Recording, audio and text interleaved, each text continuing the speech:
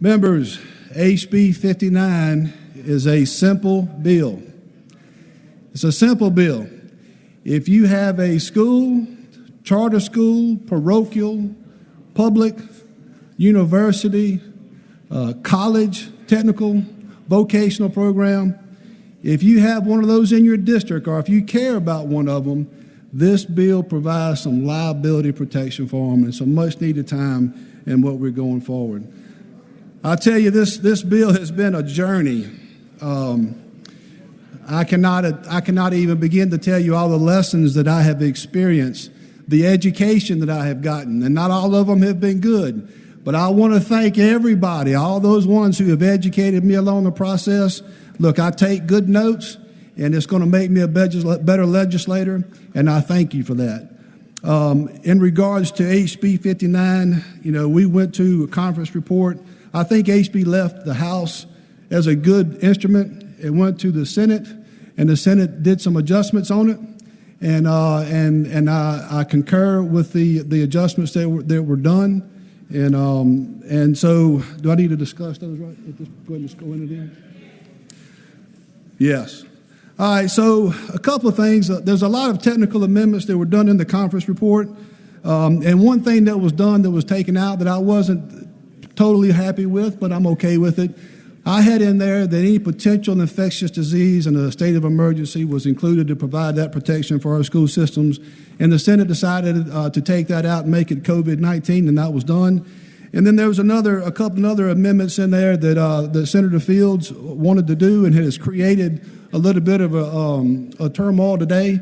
Look, typically what happens over the years to school systems, the state changes things, Bessie implements things, and the school systems sit back, wanting to respond, wanting to provide the best, and all they ask for is tell us what to do. And that has not always been the situation. Well, Senator Fields, in his amendments, is asking Bessie to tell us what to do. And there is some objections there. There's some concerns about some, I know y'all got some emails. I've seen them. I've seen the text. Bessie is telling you now that they cannot propagate rules. Look, they've been propagating rules from the beginning of time. I mean, I can't tell you how many rules I've had propagated down on me whenever I was a school board member. That's not unconstitutional. There's nothing wrong with it. This bill is a good bill that provides protection for our school systems, and I know we're going to have some people out there with some comments. Let me just tell you this. This bill has been able to have, at one time or another, most everybody against it or in favor of it at one time. Sometimes twice in the same day, the same. But one thing I'll tell you that didn't change is the institutions out there that need this protection, their support never wavered. They need this support, and I ask you for a favorable consideration. All right. We got a few friends who want some questions. So, Representative Garofalo. Thank you, Mr. Speaker. You said that exactly right. Representative Mincy, my seatmate friend, who I really want to help with this bill. Remember that. Yeah, I really want to help you with the bill. But I think that there are some problems with it that I need to ask you some questions on. And by the way, you did a great job with this for your first year. I think it's a monumental task. But so the goal of the bill is, at this point with the amendments, to get Bessie and the Board of Supervisors of LSU to promulgate some policies based on CDC guidance. That's correct? So the purpose of the bill is provided liability protection for our school systems. The intent of the amendments that were done in the Senate was to make Bessie do their job and propagate some rules. They had it set up where they were going to do it in accordance with or mandated by CDC guidelines, and I think all of us recognize that's very problematic. So I think the proper terminology we have in here is informed by CDC guidelines. Another thing that they wanted, Representative Garofalo, Bessie is making the position that they can't enforce anything. Well, look, this HB 59 has absolutely nothing to do with enforcement. All it does is says we're going to provide limited liability for our school systems that meet the requirements, and the requirements we're asking to be set by Bessie. Now, Bessie may not want to set those requirements, but that's what the bill does. Well, I think it's a little bit deeper than that, but my question is specifically, is the bill in its current posture with the amendments requiring Bessie and the Board of Supervisors to adopt policies that would then be handed down to the individual school districts in the state of Louisiana to tell them how to handle going back to school and all the COVID issues that we've been seeing? Yes. Okay. So that's handed down to the districts, and the districts are immune from liability under this bill, correct? If they meet the requirements that Bessie sets forward, or any other state or federal regulation steps forward, or even if their individual board sets forth a policy, if they meet those, if there's no gross negligence, any of that, then they'll have some liability protection. Right, and you added the gross negligence and all those issues so Absolutely. that we can't have any intentional problems, which is really good. Correct. All right, so we'll have all of these districts that are immune from liability based on, and they're doing what Bessie and the Board of Supervisors is telling them to do. So if Bessie and the Board of Supervisors makes a mistake in their guidance, will they be subject to a lawsuit?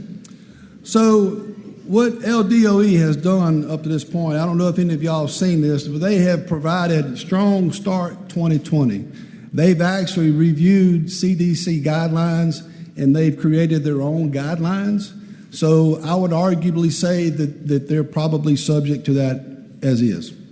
But under my specifically to my question, if Bessie and the BOS, Board of Supervisors, sets out these policies as you mandated in this bill with the amendments, and I know that wasn't your initial intention, but right now it's amended to do that, will the State Board of Supervisors of LSU and the Board of Secondary of Bessie be subject to lawsuit? I guess that would be dependent upon the esteemed lawyers like yourself and everybody else that's out here on whether or not that is the case. I think the potential is there, but the potential is there anyway, and the potential is going to be there for our school systems. And what we want to do is we just want to, again, provide some guidelines for them to follow. And look, in their own document that says, Strong Start 2020, which LDOE provided for our school systems, they don't have to go back and say each and every one of them has to be in there, but the ones that need to be, that's what we're asking them to do. So is the answer to the question yes? Yes. I forget what the question was. The question is, will they, by setting these standards, by setting these policies, will they be subject to a lawsuit? I would say by setting the standards and by not setting the standards, they're going to be subject to lawsuits. Well, why didn't you make them immune from liability as well? Why didn't I make them? Because, all actuality, this thing was amended yesterday. I met with LDOE today, heard their concerns. They've expressed this already. They never once asked to be included. The next thing I heard from LDOE is when everyone got the text and the emails to oppose it, which I might add prior to that, they had no objection to. But was LDOE at that point required to set the policies? They were not. Okay, so once they were required to set the policies, then they objected. Not because, correct me if I'm wrong, not because they were required to set policies, but because it could open up them to liability. Yes, and it would require them to do, in my opinion, what is their job, which is to tell our school systems what they need to do. They also had the argument that we think LDH should propagate those rules. Well, look, I think each one of us has our own opinion of what that would look like based on what we've experienced with COVID on a personal level, on a business level, and even at this Capitol. I personally think that the right people to tell our school systems what to do is Bessie. And I'm not questioning that, but my question is, once you figured out that they had a problem and that they would be subject to more lawsuits, why didn't you make them immune to liability as well? Again, though, whether or not they'll be, have more lawsuits on them, I think that's arguable either way. I think that, as I expressed to them this morning, I think they are still in that mix. Did I give you a copy of the memo that I received from the attorneys at the Department of Education? You did. And does that memo specifically state that they are concerned about additional lawsuits that would be created because you're requiring them to set up these policies and hand them down? Absolutely, but it also says that they don't propagate rules, which is not true. Well, And, but that's, it all- I'm not. That wasn't my question. My question is: are they concerned about the additional liability that they will incur if they do set the policies? I was just making sure we both had the same document. Thank you. Okay. You're welcome. All right. Who ensures that these policies that Bessie and the Board of Supervisors, that the policies that they hand down to the districts, who ensures that they're carried out? Well, again, the insurance and the Not insurance. verifications, whatever that may be, has nothing to do with HB59. HB59 simply asks for them to set the rules and give our school systems the ability to follow them. If our school systems follow those rules, then they'll have protection from the liability. This does not have anything to do with enforcement. If LDOE has a question about enforcement, then I think they can work it out with their other state agencies. And if they think that should be on LDH, I think they are perfectly set up to do that. Well, if Bessie and the Board of Supervisors hands down policies and they don't have the ability to enforce those policies, then doesn't that just exacerbate the problem with them being subject to more lawsuits? I think it exasperates the problem in the extent that has always existed with Bessie putting out rules and guidelines that our school system have to follow and now saying they can't do it when they've been doing it, now saying they can't enforce them when they've been expecting our school systems to do it. I don't see anything different other than the fact that they just don't want that responsibility. Is this a situation that's out of the normal? COVID-19, absolutely. And is it by requiring specific guidance and specific policies to be handed down in a situation that's extraordinary and that we've never experienced before, isn't that a little different than a normal situation when they're handing down guidance to the districts? Yes, but whenever this first rolled out, it was different. Every hurricane that hits us is different. Every emergency that we have is different. And LDOE, the governor's office, they all have the ability to do emergency declarations and roll out from there. So you're saying that the Board of Supervisors and Bessie should hand down these policies, the districts should just follow them, and if they don't follow them and Bessie and Board of Supervisors can't enforce them, then we should just say, okay, it's okay to sue Bessie and the Board of Supervisors. No, this HB59 does not say it's okay to sue anybody. All it does is say that if our school systems do what they're supposed to, if they follow the rules by the people who are supposed to follow the rules, and they don't have any gross negligence, then they're going to have some immunity. But if they don't follow the rules?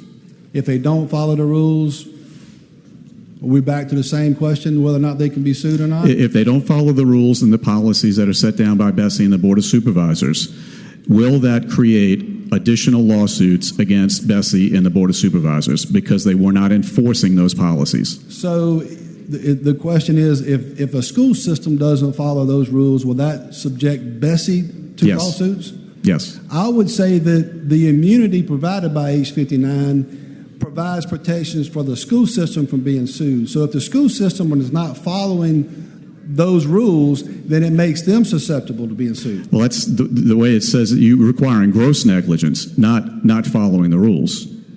Well, I mean, look, Representative Garofalo, let's be real on what's out there. And look, let me just tell that, make sure everyone is clear on this. If we don't provide our school systems with some reasonable liability, then we're going to have online learning, because the school systems are going to make this evaluation. If you don't believe me, text your superintendent right now and ask them, because I've already spoken to some of them. If we do not provide them with some liability, which this does, and it asks Bessie, who promulgates rules to our school systems already, to do their job, to do the same, to make the interpretation from CDC, from LDH, whatever it is, let them tell the school systems what their requirements are.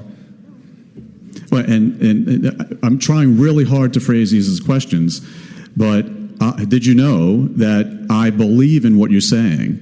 My problem is that I believe the bill as it's currently postured is going to open up the state of Louisiana, Bessie, and the Board of Supervisors to a lot more litigation when you could have included immunity for them too. In addition, I don't see any enforcement ability in here. And the board, Bessie in particular, and the Board of Supervisors is supposed to be working together, are both very concerned that if they don't have the ability to ensure that their policies are being followed, then that's going to exacerbate the situation and create more lawsuits, because a district that totally innocently, regardless, there's no malintent, there's no gross negligence, totally innocently is not following one of the policies, then that opens up them to liability because they set the policy and they're doing nothing to enforce it. Now, that gets to my next question. If they try to enforce it, how many people will it, in the memo it tells you, how many people will it require to enforce those policies? Well, I don't know how many people it will require, but I do know that they have asked for funding. They've asked for additional personnel. And again, I'll remind this body and remind what I told LDOE that HB59 does nothing to require any type of enforcement. But if they can't enforce the policies, then you have a situation where, again, the liability, the potential liability for the state agencies is being exacerbated. And just, you read the memo. The memo is saying that they believe that it'll take about 500 additional personnel to enforce the policies that you're asking them to set. Do you have a fiscal note that would tell us what it's going to cost for those 500 additional personnel? I would say that a fiscal note is not applicable to what my bill does, because my bill does not address enforcement, none whatsoever. And I'll just go as far as to say this, again, just so I can repeat. Ask your superintendents, ask your people that you know who are in education, whether or not they think this is a good bill or not. And I thank you for your time, and I thank you for your seatmate, and I waive all future questions. I ask you for favorable passage. All right. Representative Mincy waives all questions. There were 8 left and 2 for the floor. Representative Mincy moves to... All right. Representative Ivey to the floor.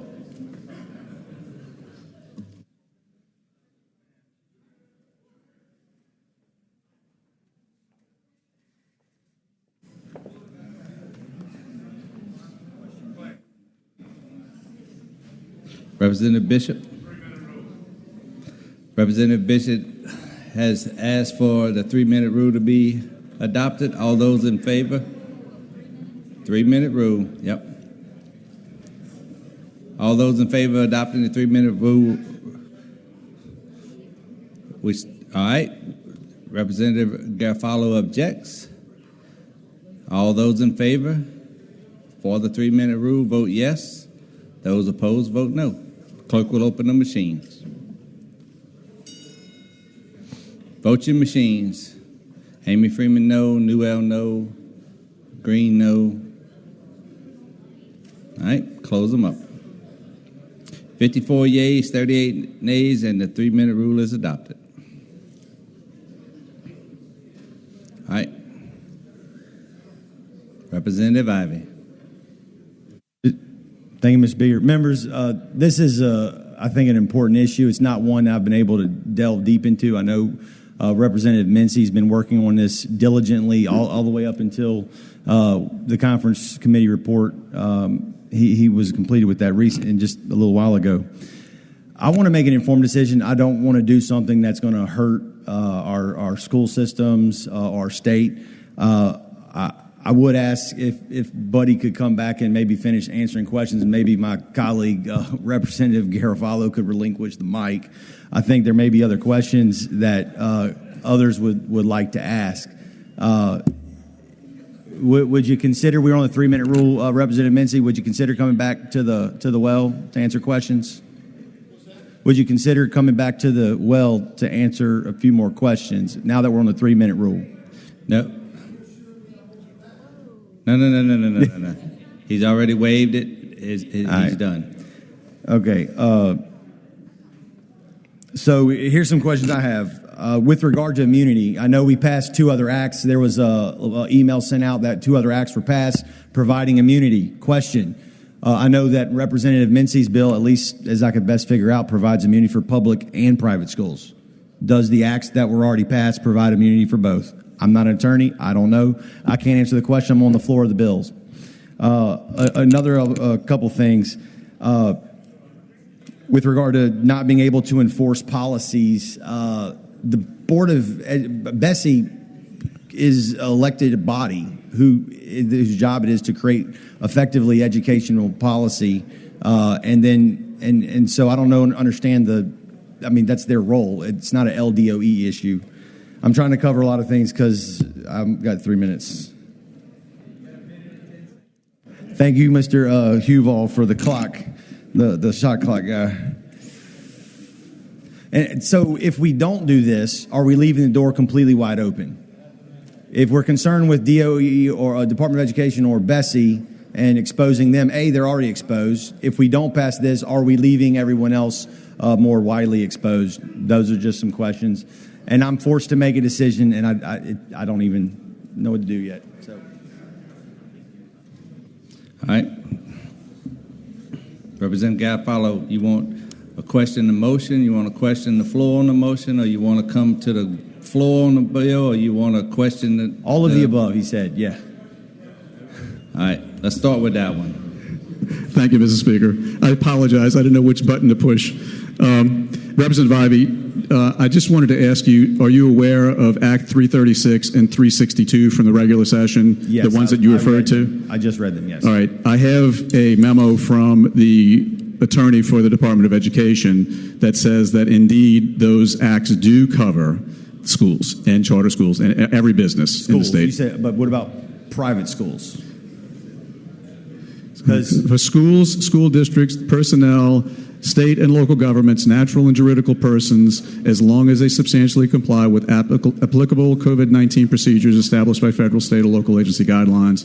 The way I read it was that these were primarily dealing with political subdivisions. It covers all businesses, and if they cover all businesses, a school is a business. That's not what I read. Well, I'm not going to argue. I just wanted to make sure you were aware of that. Okay. And the second question I had was, you had mentioned the relationship between Bessie and the Department of Education. Did you know that Bessie promulgates policy and the Department of Education then enforces that policy? Yes, that's what I was getting at on that. But I wanted to make sure that you were aware of that.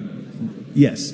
And so it's like the legislature and the administration. It's Bessie and the Department of Education. Correct. And so liability-wise, Bessie would be the one more exposed, and since they're the ones creating the policy. And or if they create the policy and they can't enforce the policy, that exacerbates the situation. All right.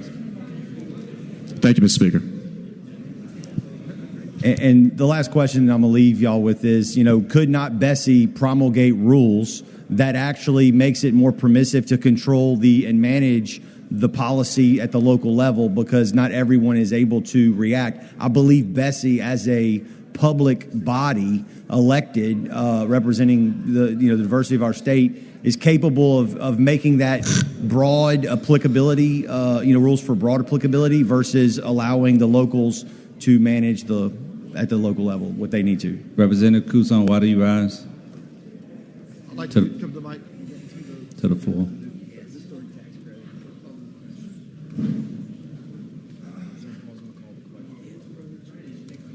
I call the question.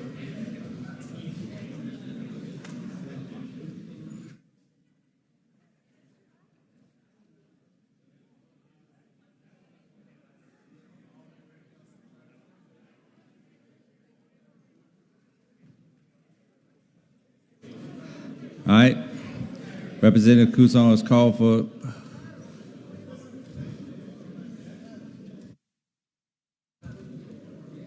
What's your objection? I wanted to explain what's going on. Representative Seaball. Point of order, Mr. Speaker. I don't think anybody's been to the floor opposing the bill. Call the question would be improper. I don't think Representative Ivey actually opposed the bill.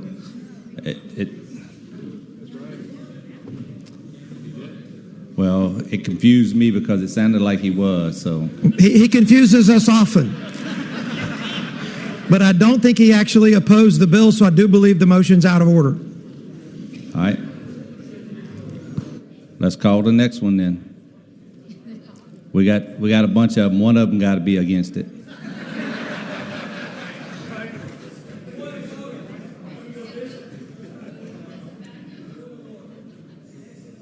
Representative Bishop. I am opposed to the bill. I'll call the question. No. Representative McCormick to the floor on the bill. Representative Hughes. Thank you, Mr. Speaker. We had a motion by Representative Kuson. Is that a debatable motion, or did he withdraw the motion? He's withdrawing it because it was out of order. Thank you. Thank you. Representative McCormick.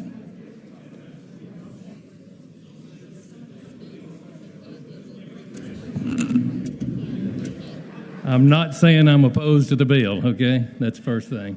You know, my question about this is as we started this, I supported it. Now now I don't know what's actually going on. You know, my concern is this: is we're the parents and the kids in this. If somebody requires a third grade to wear a mask, it causes harm to that child, does that parent not have any recourse? That's my question. Can they not have any financial recourse? So that's my concern. My concern is that we're giving not enough thought to the parent, the child, and what rights the child has of setting the precedence of what happens to their child at school instead of the government setting that precedent. So I'm very concerned about that, and that would have been my question. Thank you. Representative McGee. You take the floor. When you take the floor, can you be I don't know, or you have to be for or against the bill? What about a strong maybe?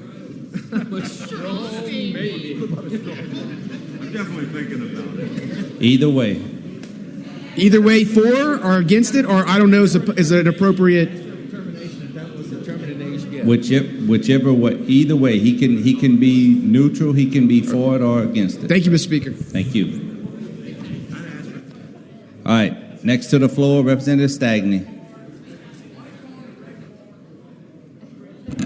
Thank you, Mr. Speaker. Members, this bill came off the floor with 82 votes. It was a good bill when it came off the floor. When the Senate got a hold of it, they made it a better bill. The amendments were better, and the conference report is better. When it started out, it affected all future infectious diseases. Now it's shrunk down to just COVID-19. That's it. The concerns on the House floor were about the students and the teachers. There was nothing compelling the school districts to have some kind of plan in place. The amendments on the other side, and now the conference report does that. So if you're concerned about your teachers and students, now that's in the bill. They've not done anything but make it a better bill. And by the way, all 6 conferees signed it. All 6. So I stand here supporting the bill. And listen, if you got to get some guidance, why not have it from Betsy? Betsy should be doing the guidance. Somebody's got to be doing the guidance. Thank you, Mr. Speaker. Representative Stagney, you have a question. You want it? He waives question. Representative Villiers, point of order. Thank you, Mr. Speaker. I notice there's a lot of senators walking around on the floor, and Senator Jackson's up here. I feel like I'm maybe being watched on what I'm doing on this bill. Thank you, Mr. Speaker. Would you like for me to ask her to turn around? Thank you, Mr. Speaker. All right. Representative Garofalo to the floor.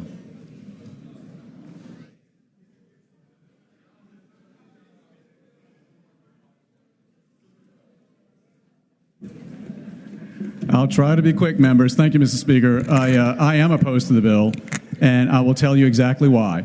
I received a memo from the Department of Education stating that once Bessie and the Board of Supervisors are required to set these policies based on CDC guidelines, that they become subject to litigation if the districts are not following the policies. So if a district innocently... We're trying to hear, members. So if a district innocently goes beyond one of the policies that's been set by Bessie or the Board of Supervisors, then Bessie or the Board of Supervisors, because they set the policy, can then be sued. So this opens up the state of Louisiana, Bessie, Board of Supervisors to more litigation on this issue. I agree with Representative Mincy. I agree with what we just heard from Representative Stagney. When this bill left here, it was a good bill. We have to provide this immunity, no question about it. But in providing that immunity, if we're creating more liability to another state agency, then that's wrong and it should be fixed. And I want to do what Representative Mincy wants to do, but not at the cost of another state agency. Bessie says unequivocally through the Department of Education that if they have to enforce these regulations that they're setting out, they're going to need 500 more personnel, and they didn't give me a cost. But certainly that's an issue that we should hear. I would have requested that this bill go to the Education Committee if we would have had more time. We don't have time. So now I'm faced with a situation where I have to oppose my seatmate, who I really like and respect very much. I have to oppose a bill that in its original form I really liked and supported. But because this bill, as it sits right now, creates more potential liability for the state of Louisiana, I cannot support it. There's other issues, too. We have to enforce the policies, 500 more positions. And these policies could affect, based on what the CDC says, the CDC's policies will involve sick leave and other personnel matters. Bessie does not have the authority to affect any personnel matters in any school district in the state of Louisiana. So if they're following CDC, like the bill says they're supposed to do, then they should be affecting sick leave as well. That's just another Constitution. The Constitution is very clear that Bessie cannot affect, they cannot control individual districts. They set policy, and that's it. For those reasons, I stand opposed. All right, you have a question. Would you like to say? Wait. What? Representative Presley reminds me something I should have said before, that all of these schools are definitely covered under Act 336, which was Representative Presley's bill that's already passed and been signed by the governor. So there's no need for this bill. As much as I like it, and I would like to pass it, with the changes that the Senate made, I have to stand here opposed and urge you to not vote for this bill. Thank you, Mr. Speaker.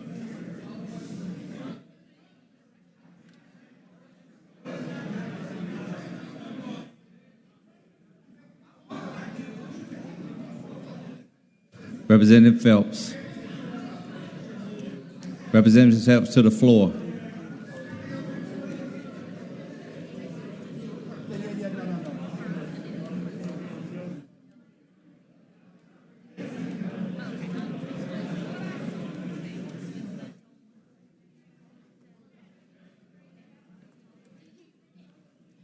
I think the last information that was given by Representative Presley answers my question and the explanations that I wanted to give, so I do call for the question. Thank you. Right.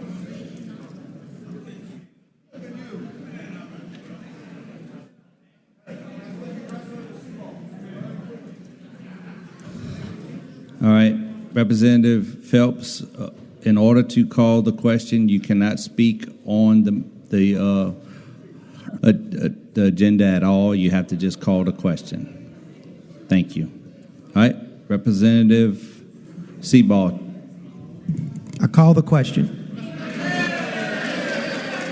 All right, Representative Seabald has called a question on the bill. Is there any objection to calling the question on the bill?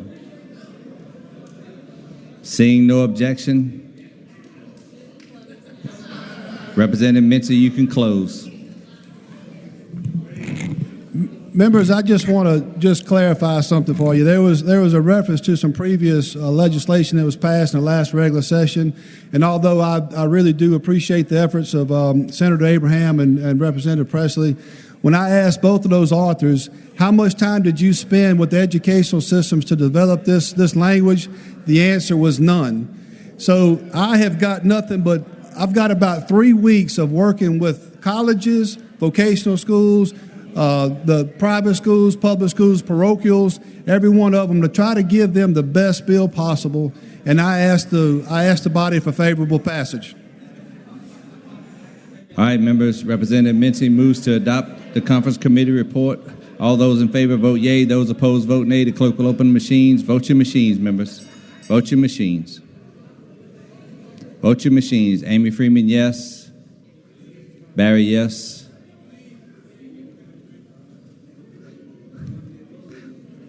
Vote your machines, members.